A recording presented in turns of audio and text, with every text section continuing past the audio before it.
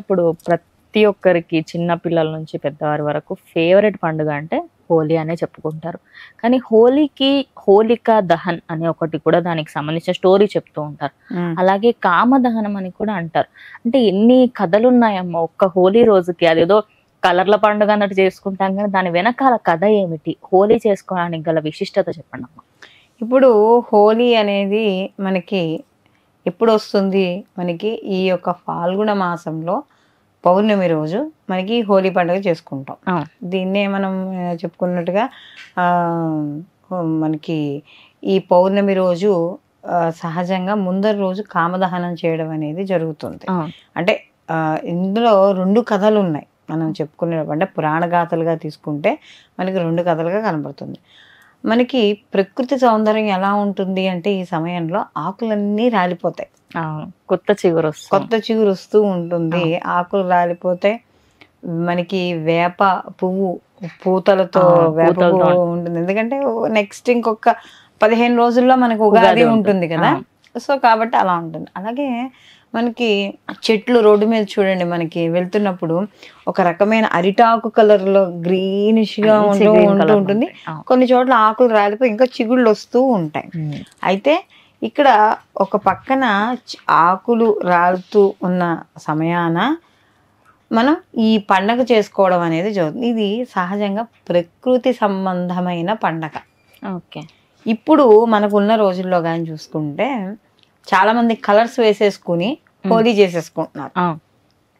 Chemicals ఉన్నవి మామూలుగా మనం చూస్తే కెమికల్స్ తో చేసుకున్నారు చూడండి. అవి బాడీకి అంటుకున్న తర్వాత వెంటనే పోవు అనకూడదు. కానీ మన మొహము, కళ్ళు, పళ్ళు అన్ని రంగులు మారిపోతాయి మొత్తం అన్ని కూడా. సో కాబట్టి ఏంటంటే అసలు మామూలుగా దీనికి ఉన్న ఆంతర్యం ఏమిటంటే పూర్వము దీనికి రకరకాల పూలతోనూ అలాగే పూలు నీళ్ళలో వేసేటప్పటికి కొన్ని రంగు కిందకు ఊరుతూ ఉంటాయి. ఆ నీళ్లతో ఈ హోలీని చేసుకునేవాళ్ళు. ఓకే. అంటే ఇప్పుడు కొత్తగా వస్తుంది ఆర్గానిక్ సో పూర్వం ఈ యొక్క పూలతో రకరకాల ఈ సమయంలో దొరికే పూలు, ఇప్పుడు చామంతి పూలు ఉన్నాయనుకోమా, చామంతి పూలు 4-5 రకాలు ఉంటాయి. గులాబీలు ఉంటాయి, మందార, మనకి బయట వచ్చే గన్నేరు, బూళ్ళని రకరకాల పసుపు, ఎరుపు, తెలుపు అన్ని రకాల పూలు దొరుకుతాయి.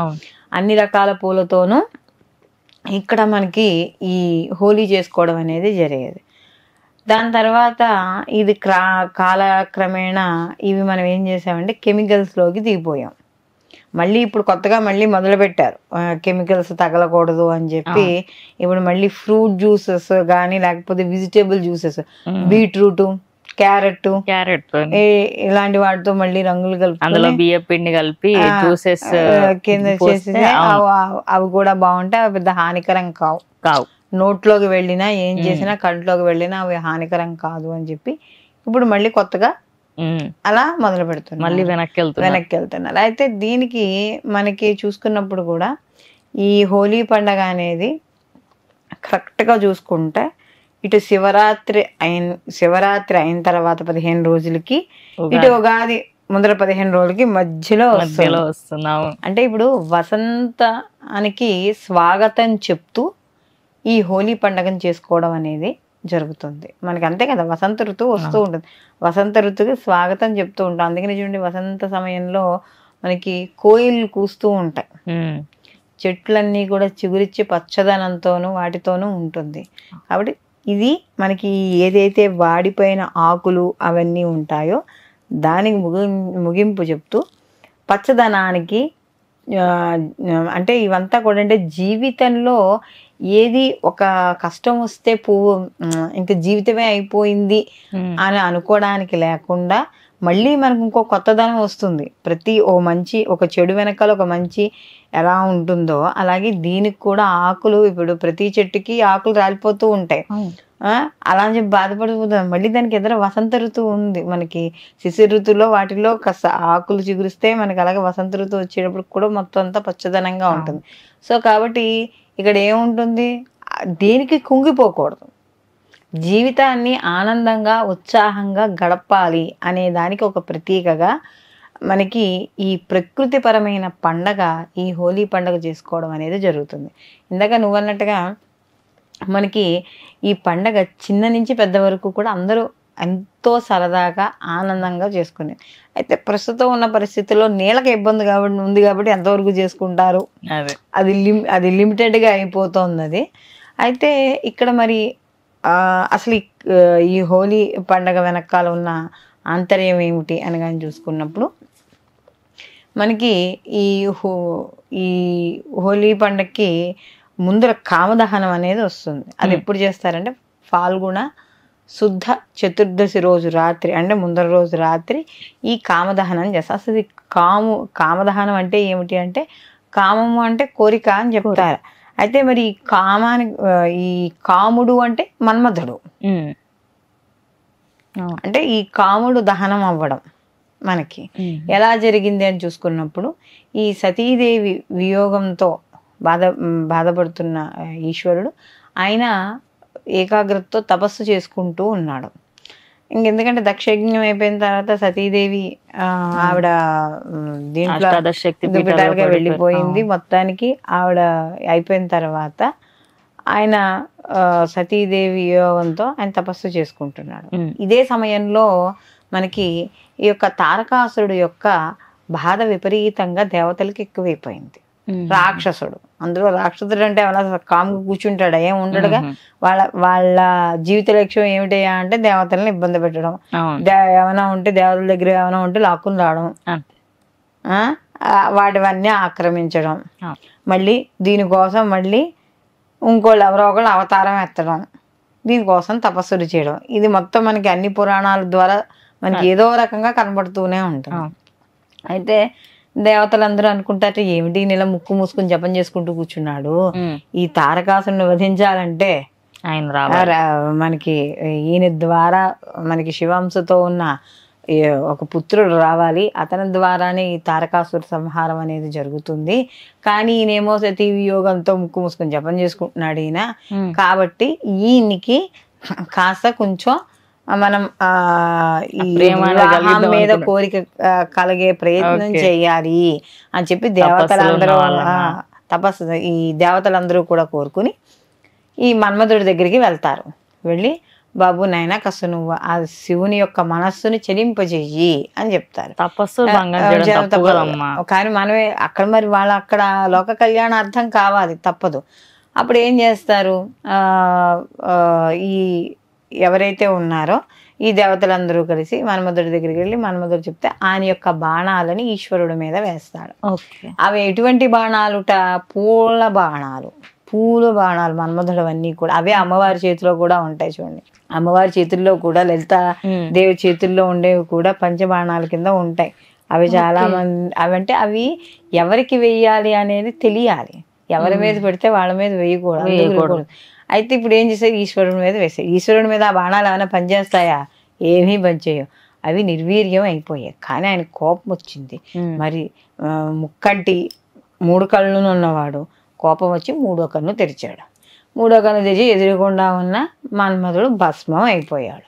ఎప్పుడైతే భస్మం అయిపోయాడో ఆ యొక్క మన్మధుడు యొక్క భార్య వచ్చి ఈశ్వరుడికి ప్రార్థన చేసి, నా భర్త ఇలా చనిపోతే నేను ఎట్లా ఉండగలను, నా భర్త చేసిన పని కూడా లోక కళ్యాణార్థమే కదా, కాబట్టి నా భర్తను క్షమించండి, మళ్ళీ నా భర్తకి పునర్జన్మ ప్రసాదించండి అని చెప్పి పరమేశ్వరుడు వేడుకోగా, అయితే నీ భర్త నీకు మాత్రమే శరీరంతో కనబడతాడు, మిగతా వాళ్ళెవరికి కూడా నీ భర్త శరీరంతో కనపడ్డు అని చెప్పి వరాన్ని మన్మధుడి యొక్క భార్యకి ఇవ్వడం. తదనంతరం ఈ యొక్క దాని తర్వాత వచ్చే స్టోరీలో కూడా వీళ్ళిద్దరికి పార్వతీదేవి పరమేశ్వరులకి వివాహం అవ్వడం, తర్వాత షణ్ముఖోత్పత్తి అవ్వడం, తారకాసుడు వధ, ఇవన్నీ కూడా మనకి జరుగుతాయి. అయితే ఇక్కడ వరకు మనం తీసుకునేదండి ఈ కామదహనం అనేది మనకి ఈ పాల్గొన శుద్ధ చతుర్దశి రోజు జరిగింది అని మనకి పురాణం ద్వారా మనకి యొక్క తెలుస్తుంది.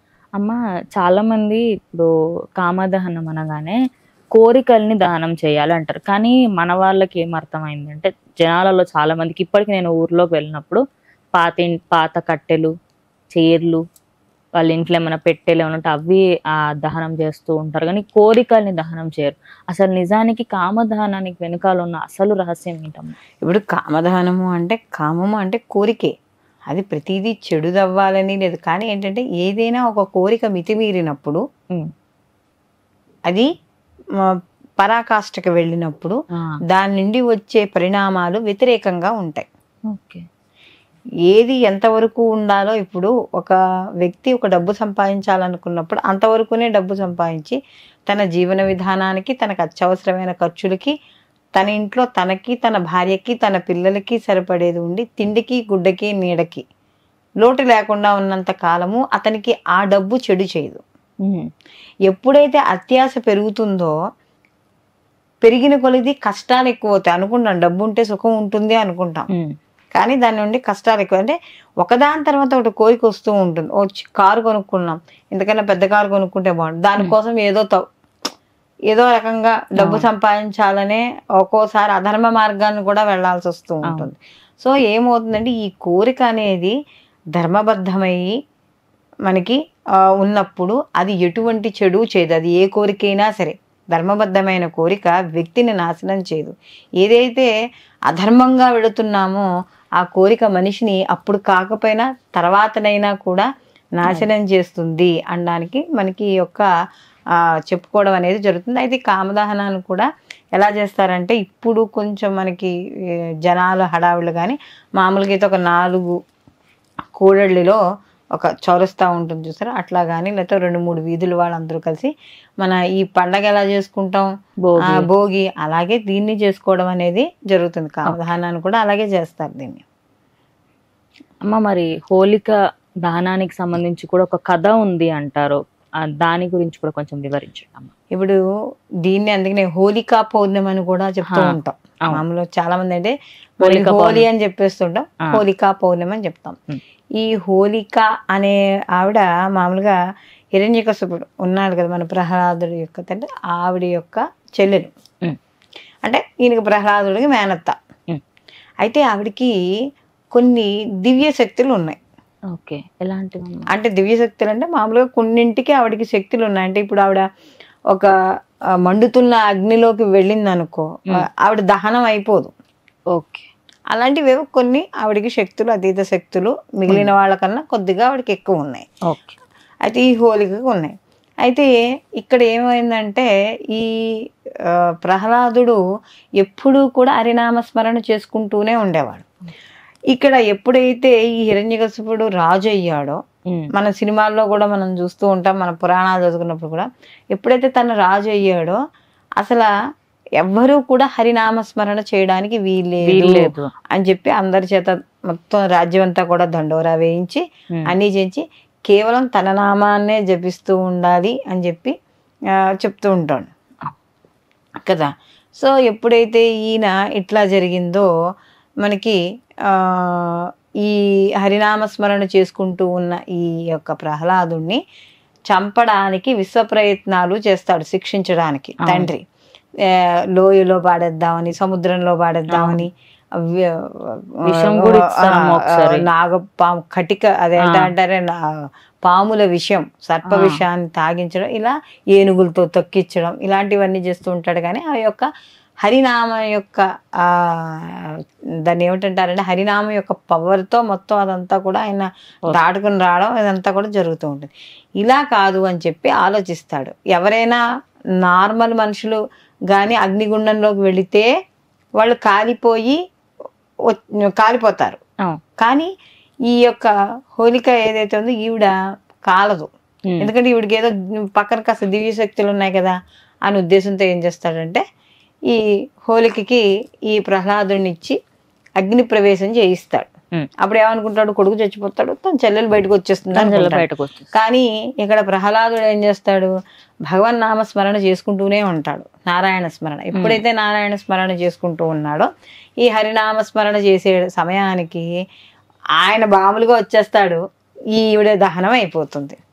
శక్తులు ఉన్నప్పటికీ కూడా శక్తులున్నా ఎవరినైతే భగవన్నామ స్మరణం చేయాలనుకున్న వాడిని చెడగొడతారో, ఎవరైతే నిరంతరం భగవంతుడిని నమ్ముకుంటూ బతుకుతున్న వాళ్ళు ఉన్నారో వాళ్ళకు చెడు చేయాలనుకున్న వాళ్ళు తప్పక నాశనం అవుతారు అని చెప్పడానికి మన యొక్క హోలిక యొక్క దహనం అనేది మనకి ఒక పురాణ గాథ అనేది మనకి ఇది ఒక చెప్పడం, ఒక నీతి చెప్పడం అనేది జరుగుతుంది. అందుకనే చూడండి, భగవంతుని నమ్ముకున్న వాడి దగ్గర, భగవత్ తత్పరుల దగ్గరికి కానీ మాట్లాడేటప్పుడు కానీ వాళ్ళతో ర్యాష్గా మాట్లాడడం, ఇష్టం వచ్చినట్టు మాట్లాడడం, వాడు చూడడానికి తక్కువగా ఉన్నా అంటే మనకి వ్యవహార వేషధారణలో ఏందే ఉందిలా అలా ఉన్నాడు ఇలా మాట్లాడతాడు, ఇలా మాట్లాడితే భగవంతుడు ఎప్పుడప్పుడు వాళ్ళకి తగిన గుణపాఠం చెప్పడం అనేది జరుగుతుంది.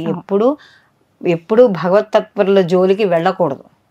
నిరంతరం అందులో ఆ యొక్క భగవంతుడిని ఎవరైతే నమ్ముకుంటూ జీవనం గడుపుతూ ఉంటారో వాళ్ళ జోలికి అస్సలు పోకూడదు అనేది మనకి ఈ యొక్క కథ ద్వారా తెలుస్తుంది. అందుకని దీనికి హోలికా పౌర్ణమి, ఆ రోజు మనకి ముందు రోజు కామదహనంగాను, తర్వాత మనకి హోలికా దహనంగాను మనం చెప్పడం అనేది జరుగుతుంది. అయితే ఇక్కడ కూడా ఏం చెప్తారంటే ఈ హోలికా దహనం చేయడం కూడా అసలు సహజంగా ఈ దహనాన్ని చేస్తున్నప్పుడు ఎవరైతే చూస్తారో వాళ్ళకి సంతానపరంగా ఎవరికైనా ఇబ్బందులు ఉంటే తగ్గుతాయని, సంతానానికి సంబంధించిన పీడలు తగ్గుతాయని. అందుకనే మనకి భోగి పీడ కూడా చెప్పేది దాని గురించే కదా, దాంట్లో భోగిలో ఆవు పిడకలు వేయడం ఇవన్నీ.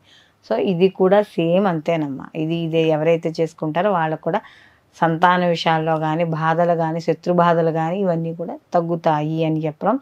ఇది మనం చేసుకునే సాయంకాలం ఆ చల్లని వెన్నెల్లో, ఎందుకంటే చూడండి పగలంతా ఎండ ఉంటుంది, సాయంకాలం చల్లదనం ఉంటుంది, చల్లగాలి వేస్తూ ఉంటుంది. కాబట్టి ఆ నిండు పౌర్ణమిలో ఈ యొక్క హోలీ చేసుకోవడం అనేది జరుగుతుంది అన్నమాట. ధన్యవాదాలు. నమస్తే అమ్మ.